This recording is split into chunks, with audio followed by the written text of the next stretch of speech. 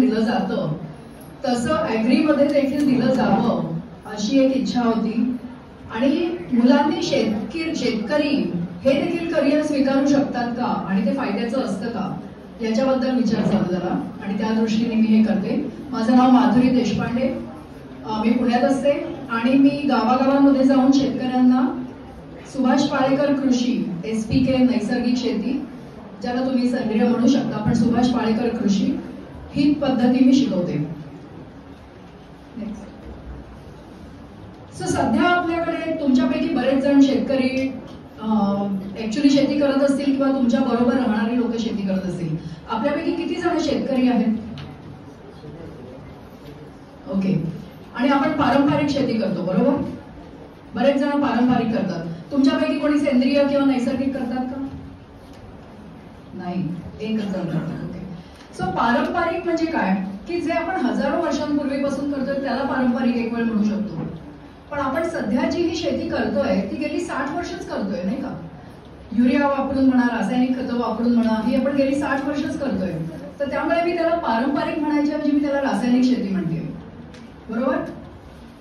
ही शेती करत असताना आपल्याला शेतकऱ्यांना भरपूर फायदा होतोय, आपल्याकडे छान पैसे राहत आहेत असं होतंय का? कारण की आपला खर्च वाढत चाललाय. जेव्हा आपण रासायनिक शेती सुरू केली सुरुवातीला, आपल्या वडिलांनी केली असेल किंवा आपण केली असेल, तेव्हा सुरुवातीला काही वर्ष फायदा होतो आणि नंतर आपला खर्च वाढत जातो. खर्च कशामध्ये वाढतो? खतं, त्याच्यानंतर तणनाशक, त्याच्यानंतर पेस्टिसाइड म्हणजे आपले कीटकनाशक, हे सगळं आपल्याला आणावं लागतं. कारण का? की त्याची गरज असते, बरोबर की नाही? त्यामुळे की शेवटी जर तुम्ही त्याचं गणित केलं तर खर्च जास्ती जातो आणि आपल्याला उत्पन्न देखील थोडंफार मिळतं, पण त्यातला जर फरक बघितला तर तो फार कमी असतो. आता आपण दोन्हीकडनं खर्च पण कमी केला आणि उत्पन्न जरी तेवढं ठेवलं तरी आपला फायदा वाढू शकतो. दुसरी गोष्ट अशी आपल्या रासायनिक शेतीची की पर्यावरणपूरक आहे का? म्हणजे आपण सध्या जे पाणी, जमीन आणि हवा या तिन्हीचं पोल्युशन करतोय, बरोबर? प्रदूषण चालू आहे. जी आपण खतं जमिनीवर टाकतोय तीच पाण्यात मिसळताय, तीच जमिनीचं प्रदूषण करतोय. आणि एवढं करून शेवटी आपण जे खातोय ते विषाणीच भरलेलं आहे आणि त्यामुळे वेगवेगळे रोग आपल्याला लागतात. कॅन्सरची किती हॉस्पिटल्स आता निर्माण झाले सगळीकडे. कोल्हापूर सारख्या ठिकाणी तर जास्त झाले, कारण तिकडे ऊसाची शेती आणि भरपूर खतं तिथे वापरली जातात. आणि तुम्ही आता सध्या रिसेंटली जर बघत असाल तर बीडमध्ये तिथे लोकांचे केस गळण्याची सुरू झालंय आणि त्याचं कारण दिलंय की त्यांनी पाण्यामध्ये नायट्राइट्स आहेत. बुलढाणामध्ये नायट्राइट्स आहेत. नायट्राइट्स म्हणजे काय तुम्हाला सगळ्यांना माहितीच आहे. युरिया, एक्सेसिव्ह युरिया जो झालेला आहे तो पाण्यामध्ये गेलाय. आज आपल्याला आपल्या शेतीमधल्या ज्या विहिरी आहेत त्याचं पाणी आपण पिऊ शकतो का? नाही, ते खारट झालंय, पिण्यायोग्य राहिलेलं नाहीये, त्याच्या पातळी कमी झाल्यात. सो आपण बेसिकली पैसेही खूप कमवत नाही आहोत, पर्यावरणाचा देखील नाश करतोय आणि आपली तब्येतीचा देखील नाश करतोय. तर ह्याला काहीतरी उपाय शोधलाच पाहिजे, नाही का? नेक्स्ट.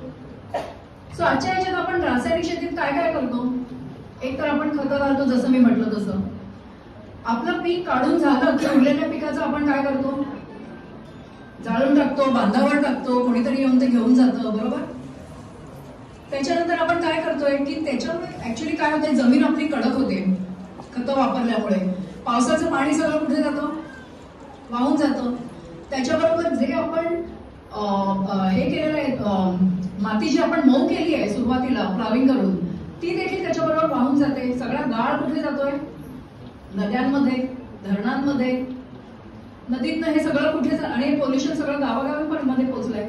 आणि हे नद्यांचा गाळ आणि धरणातला गाळ काढायला आपल्याला परत यंत्रणा सगळी लावायला लागते आणि हे सगळं पोल्युटेड पाणी परत कुठे जातं? समुद्रात. म्हणजे आपल्याला पावसाचं जे गोड पाणी मिळतं ते आपण रसायन मुक्त करून आपण शेवटी नदी आणि समुद्रात नेऊन सोडतो, बरोबर आहे की नाही? हे पाणी आपल्याला जमिनीतच साठवलं पाहिजे. आपल्या विहिरींच्या पातळ्या वाढल्या पाहिजेत. सध्या आपली ही परिस्थिती आहे विहिरींची. आणि शेवटी आपल्या जमिनीची तर नापीकता झालेलीच आहे. नेक्स्ट. आज मला अतिशय थोडा वेळ दिलाय त्यामुळे मी पटपट हा विषय संपवणार आहे. पण ह्या बाबतीत मी गावागावात जाऊन प्रशिक्षण देत असते. सो तुम्हाला याच्याबद्दल जास्ती ऐकायचं असेल तरी देखील तुम्ही मला कॉन्टॅक्ट करू शकता. सो निसर्गामध्ये शेतीसाठी काय केलंय, जसं म्हणतात की ज्याला चोच दिलाय त्या देवानी चारा पण दिलाय, राईट? तसं आपल्याला शेतीसाठी जमिनीमध्ये सगळी व्यवस्था केलेली. आपल्या जमिनीच्या खाली बॅक्टेरिया असतात, गांडुळं असतात, किडे मकोडे, मुंग्या, डोंगळे, हे सगळं असतं, बरोबर? सध्या आपल्या शेतात ते सगळे आहेत का? बाजूच्या बांधावर असतात किंवा जी पडीक जमीन आहे तिथे असतात, पण आपल्या शेतात नसतात, कारण की आपण त्यांना मारून टाकलंय. आपण सगळे रासायनिक टाकून त्यांना मारून टाकलंय. त्यामुळे निसर्गाने जी यंत्रणा दिलेली आहे शेतीसाठी ती आपण निकामी करून टाकली आहे थोडक्यात, बरोबर? निसर्गामध्ये चक्र असतात सगळी. आता मी एक पाण्याचं जसं चक्र पटकन सांगते तुम्हाला, तशीच बाकीची असतात. समुद्राच्या पाण्याचं बाष्पीभवन, समुद्राचं खारं पाणी आपण नाही पिऊ शकत, शेताला पण नाही चालत. त्याचं बाष्पीभवन होतं, ढग बनतात, त्याचा पाऊस पडतो आणि मग आपल्याला शेतालाही पाणी मिळतं, आपल्यालाही पाणी मिळतं, बरोबर आहे? तशीच सगळी एनपीकेची चक्र असतात, तशीच सगळी कार्बनची चक्र असतात. सो निसर्गामध्ये सगळं सायक्लिक आहे. निसर्गात काही वेस्ट जातं का, म्हणजे फुकट जातं का? काहीच फुकट जात नाही. एका लिव्हिंग ऑब्जेक्ट, म्हणजे आपल्यासारख्या कोणी शरीरातून बाहेर टाकलेली वस्तू ही दुसऱ्या कोणासाठी तरी उपयुक्त असते. त्यामुळे निसर्गाला ते रिसायकल करायचं माहिती आहे. आपण काय करतोय, ही चक्र सगळी तोडून टाकतोय मध्ये मध्ये हात घालून, बरोबर? नेक्स्ट, ऍक्च्युली एक मागे जा. गांडूळ हा शेतकऱ्यांचा मित्र आहे. आम्ही शहरात राहणाऱ्या मुलांनी सुद्धा ऐकलेलं आहे. शेतकऱ्यांना तर माहितीच असतं की गांडूळ जमिनीमध्ये असतं, कळलं की नाही? त्याचे गांडुळाचं काय महत्व आहे की सगळी जमीन ते पोखरून काढत असतं कंटिन्युअस, आणि त्यामुळे जमीन कशी होते, मऊ भुसभुशीत. पावसाचं पाणी पडलं तर कुठे जाणार आहे, जमिनीमध्ये. सो गांडूळ हे जपणं हे आपलं काम आहे. नेक्स्ट, सो पर्यावरणाचं संतुलन हे होत असतं. जसं जंगलामध्ये काय असतं, झाडं असतात, त्यांचाच पालापाचोळा खाली पडतो, तोच पालापाचोळा तिथे कुसतो, त्याचं खत होतं, तिथे जीवाणू, गांडुळं वगैरे सगळं असतात. सो ही जी सगळी संस्था आहे ही आपल्याला अशीच्या अशी काही शेतावर आणता येणार नाही, पण आपल्याला ह्याचं गायडन्स घेऊन काय करता येईल, तर नेक्स्ट आपण बघूया. तर ही SPK, सुभाष पाळेकर कृषी. सुभाष पाळेकर हे आपल्या इथले, त्यांना पद्मश्री दिले गेले आहे आपल्या देशामध्ये 17 साली, कारण त्यांनी अशी पद्धती काढली. त्याचं नाव झिरो बजेट होतं सुरुवातीला. कोणी ऐकलंय का?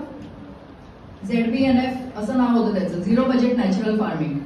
की त्याच्यामध्ये आपल्याला बाहेर दुकानात जाऊन काही आणायचंच नाहीये, सगळं आपल्या शेतावरच तयार करायचंय.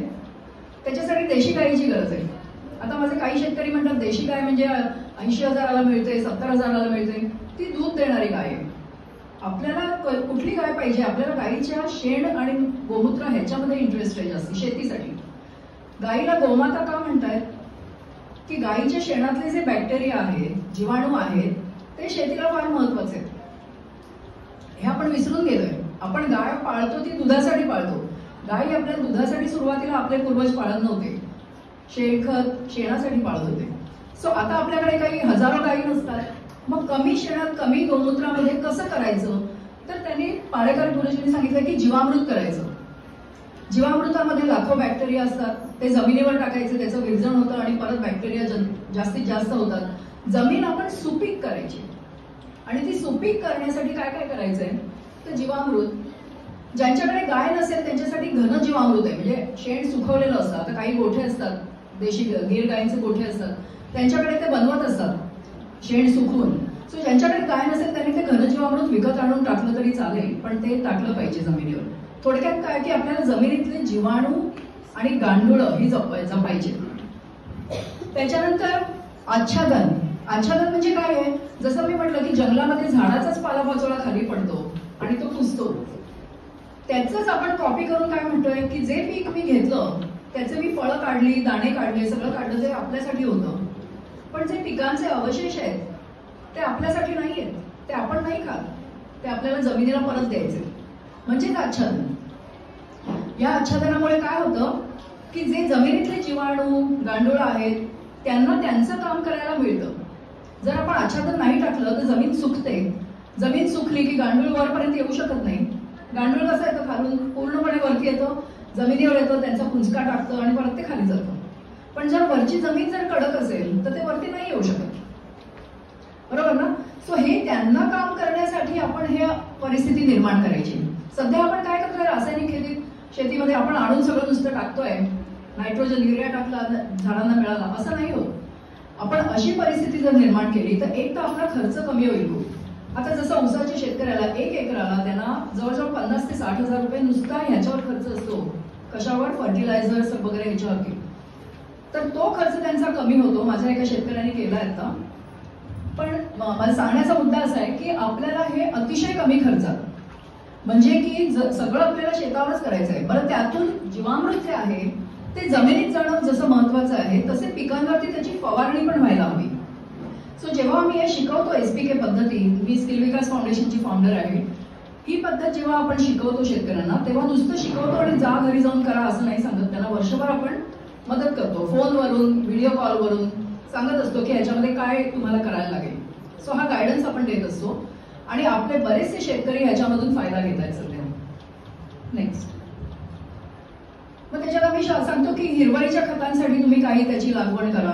कळलं की नाही? हिरवळीचं खत जे 1 एकरवरती जर आपण असं पूर्ण लावलं ढेंच्या किंवा ताग, तर तुमचा जो बेसल डोस म्हणा, पहिला डोस म्हणा, जे काही शेतकऱ्यांना सांगितलं जातं हे घाला, एवढे किलो नत्र टाका, एवढे किलो पी टाका, एवढे किलो, ते सगळं आपल्याला ह्याच्यातून मिळतं.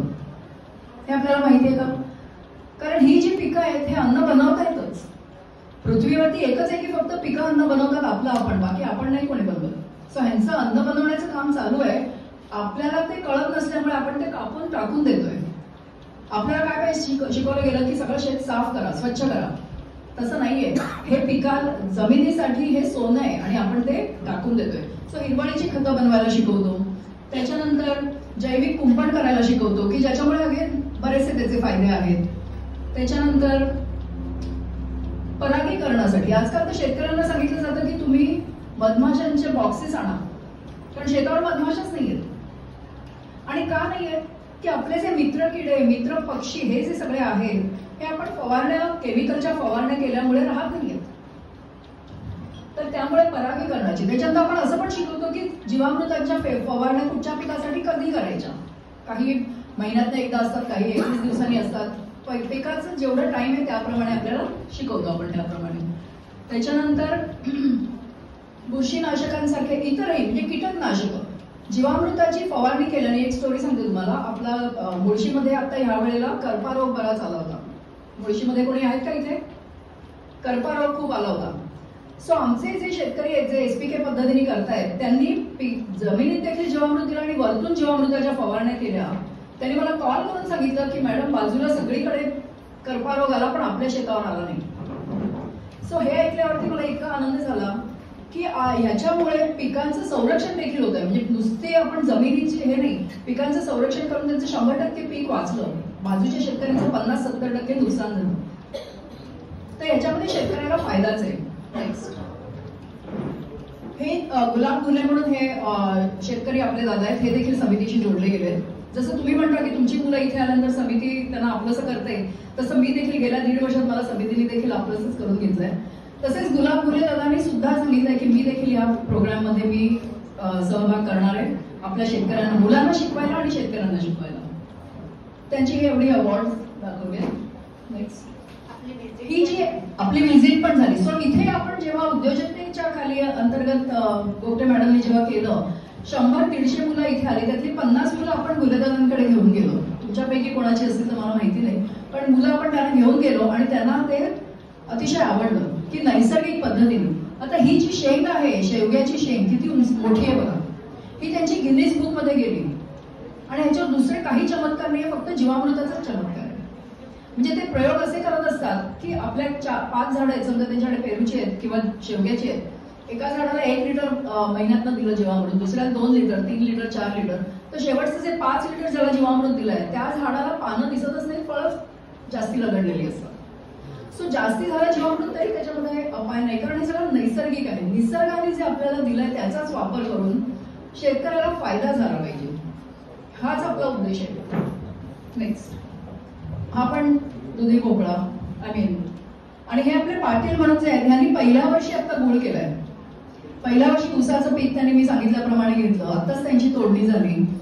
त्यांनी तो ऊस डाळून, म्हणजे ऊस पहिला तर विषमुक्त, तो ऊस लावत असताना आपण आंतरपिकं शिकवतो, त्यामुळे त्यांना इतर उत्पन्न देखील होतं. ऊस विषमुक्त, त्याच्यानंतर गुळ केलेलं देखील विषमुक्त. ह्या गुळाला आज 130 रुपये किलोनी भाव आहे. जो रासायनिकचा गुळ बाहेर 40-50 रुपये किलोनी जातो, त्याला 130 रुपये. त्यांनी 500 किलो केला ह्या वेळेला फक्त. आणि मी म्हटलं ठीक आहे, तू माझ्याकडे 100 किलो पाठव, मी तुला विकायला मदत करीन. तो म्हणतो मॅडम मला एवढी डिमांड आहे की मी पुढंच नाही करू शकत. माझ्याकडे 500 किलो, माझ्याकडे 5 टनची ऑलरेडी ऑर्डर आहे. सो ह्याची डिमांड खूप आहे. सो आपल्या सगळ्या शेतकरी मित्रांनी ह्याच्यावर जागृती झाली पाहिजे की जेव्हा आपण भाजीपाला देखील हे जेव्हा गुलेदादा येऊन विकतात, त्यांचा जुडीचा भाव ठरलेला आहे. तुम्हाला पाहिजे तर घ्या, नको तर नको. पुण्यामध्ये आजकाल ज्यांना ह्याचा अवेअरनेस आहे, ज्यांना हे कळतंय की हे सेंद्रिय म्हणा, नैसर्गिक म्हणा, हे खाल्लं पाहिजे आपण, ते ती किंमत द्यायला तयार आहे. त्यामुळे शेतकऱ्यांना ह्याच्यात डेफिनेटली फायदा आहे. सो शेवटी बघायचं झालं तरी एसपीके शेती आहे का, फायदेशीर आहे का, खर्च जर कमी आहे, दुसरी गोष्ट पर्यावरणपूरक आहे का. ह्या शेतावरती आपल्याला सगळ्या प्रकारचे जीव जंतू दिसतील आणि आरोग्य राखणारी आहे का, विषमुक्त आहेच आणि ह्याच्यामध्ये जीवनसत्व भरलेली आहेत आणि चविष्ट आहे. सो मला इथे बोलण्याची संधी दिल्याबद्दल धन्यवाद. मला आज खूपच कमी वेळ होता, त्यामुळे इतकंच बोलून मी माझं भाषण संपवतो.